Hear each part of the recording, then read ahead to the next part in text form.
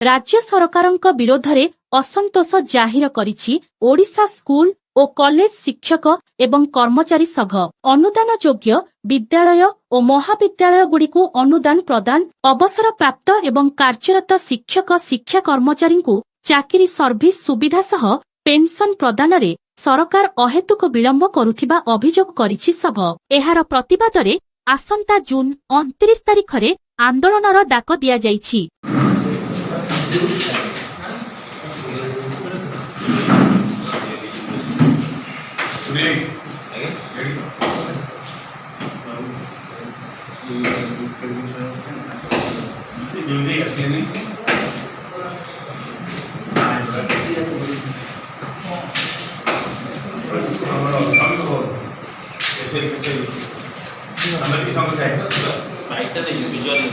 सभापति Odisha school college शिक्षक कर्मचारी समन्वय समिति तथा साधारण संपादक निखिल उत्कल निम्न माध्यमिक शिक्षक संघ अनुष्ठा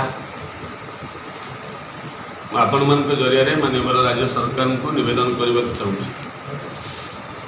जे नूतन सरकार ये राज्य आसला बेले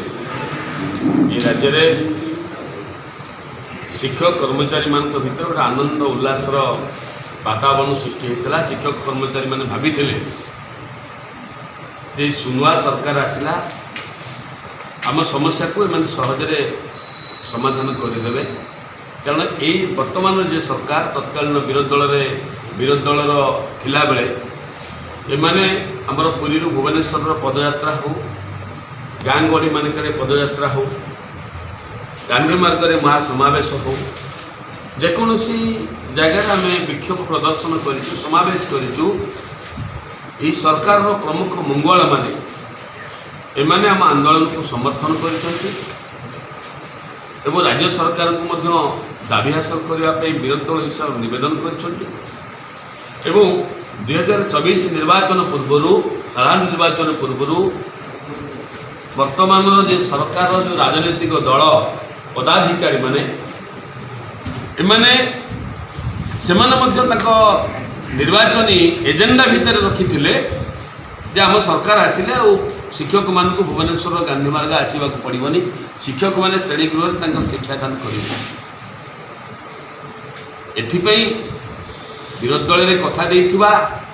विरोधी दल में आम सहित कांधे कांध मिसई राजरास्त लड़े करुवा नेतृत्व माने राज्य सरकार को आसला आम खुशी थी किंतु देखागला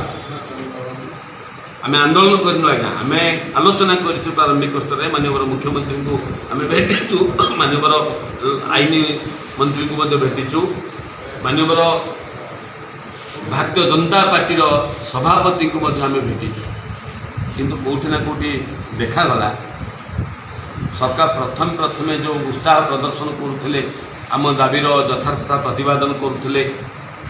किछि समय गला परे आमको कौटी ना कौटी अणदेखा करिवार आम अनुभव कलु तापर आम आंदोलन करिछु माननीय केंद्र मंत्री केंद्र शिक्षा मंत्री धर्मेंद्र प्रधान को भेटीचु आंदोलन भी करिछु आंदोलन स्थल को राज्य सरकार प्रमुख कैबिनेट मंत्री मान धारणा स्थल आसी आम आंदोलन न हो आम दाबी पत्र नहीं खुशी खुशी जाइछन्ति दाबी पूरण हो 1.5 वर्ष धरी आंदोलन चलला 1.5 वर्ष भितर राज्य सरकार तरफ आम आंदोलन जगह को किए ना सरकारी मध्यस्थता कर दाबी पत्र नहीं आम आंदोलन को बंद करके जाती प्रतिश्रुति देके आम खुशी हो कि देखागला दाबी तो पूरण हम जहाँ गत डिसेम्बर 6 तारिख दिन माननीय मुख्यमंत्री का उच्च क्षमता संपन्न कमिटी गठन कले एवं से हाइपर कमिटी अशोक त्रिपाठी नेतृत्व में विगत दिन धरी लगातार भाव में से समस्त राज्यर समस्त गणसंगठन कर्मकर्ता मान डाकी समस्या समाधान करने सूत्र बाहर कले एवं राज्य सरकार जो 6 मास कंट देते 6 मास भितर ये कमिटी तार समस्या समाधान मान समस्त तथ्य दब धन्यवाद दूची जो कमिटीर मुख्य अशोक त्रिपाठी समेत अन्य समस्त सदस्य मानू से आम मान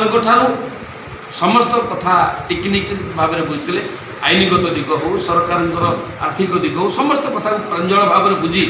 राज्य सरकारଙ୍କ ନିକଟରେ ତାଙ୍କର ତଥ୍ୟ ଉପସ୍ଥାପନ